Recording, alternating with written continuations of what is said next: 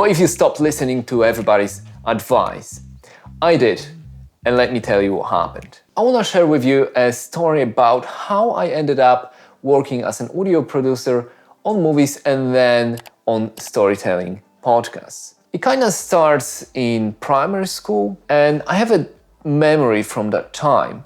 It's not a memory about a person, it's not a memory about an event, it's rather a realization. I remember thinking we all attend the same classes, we all learn the same things, and then we all have to do the same exam. And everyone, the teachers, the parents were telling us, that's the path we've got to follow. And yet the people that we all looked up to, the leaders, the actors, the musicians, our idols, they were kind of different than everybody else. Individual, eccentric, outside of the circle. They were outliers. And I remember thinking, if all the successful people are so different, why is everyone telling us to stay the same, to be the same? This thought stayed at the back of my mind since then, and I still think about it from time to time. That doesn't mean I followed this idea and unshackled from societal oppression.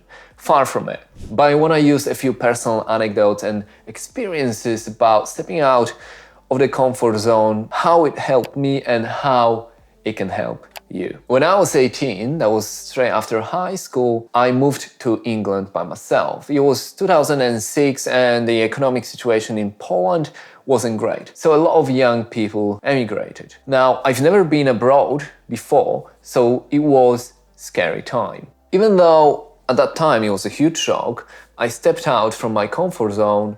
I haven't changed completely. My extended family wanted me to stay in Poland, go to law school, and I rebelled against it. But instead of using that newfound freedom, I still listened to the elders. After a year of being in England, I've applied to university and I got in. So I was back on track. Because that was the path. You go to school, you find a job, you buy a house. I had my year off, I've had the new experience, I've tasted the freedom, but it was time to get back on track, like I said. Of course, I was excited that I got into English university, first in my family to study abroad, but I distinctively remember my first day, and I had this feeling that something just wasn't right, something was off. But I shut off these feelings and I continued with my studies. Long story short, after another school and some work experience, I got a job at the famous movie studio in London, Pinewood. And during that time, I get to work on the biggest blockbusters that came out in the cinemas. So I had this dream from an early childhood and I made it happened. After some time, things started creeping in. The pay wasn't great, those long hours, those bit of stress, the management, the way the old industry operated. Something was off. But again, I shut off these feelings, I shut off these thoughts because I thought to myself, you made it. It'd be silly to complain. And then a few things happened. There was an event at work, there was a death in a family, and I fell into depression. And I remember thinking, why am I feeling like this? I have a great job, I have a great partner. This should not happen. And I felt so silly. I couldn't complain to anyone because they would look at me like an idiot. You should be grateful what you're talking about. But this time, I didn't shut off these feelings. I did not push these thoughts aside. Instead, I decided to run an experiment. So I thought to myself, okay, every decision I made so far in my life led me to this point, feeling depressed. By that logic, if I've done 180, I wouldn't be feeling this way. So I made a list of things like health, relationships, finance, work, hobbies, and I decided for the next 6 to 12 months, I'll do opposite of what people are telling me. And I'll try to do opposite what I would usually do myself. I quit my job, I took a bank loan to support myself when I try to find what to do with myself.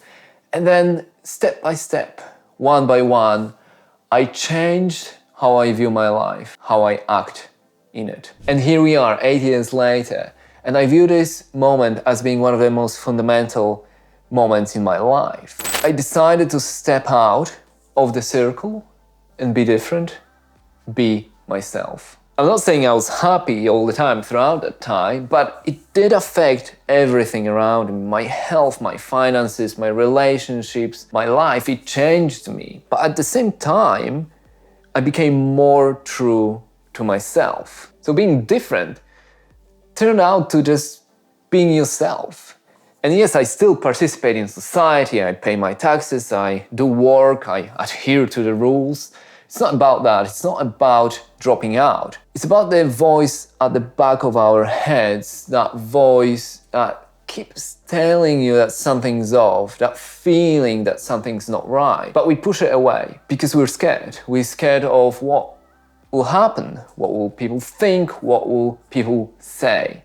But once we decide it doesn't matter, it's freeing. The minute we're true to ourselves, in our life, in our work, everything changes for the better. The friends, family, or colleagues, they'll fight against it, but with time, they'll understand and they'll accept that change. And even the haters, they'll still be hating, but now they get to hate you being happy and successful, whatever definition of success you adopt. So does it pay off being different from everybody else in your life, in your work? I realized it was the wrong question all along, because it's not about being different, it's about being yourself, which by definition means being unique.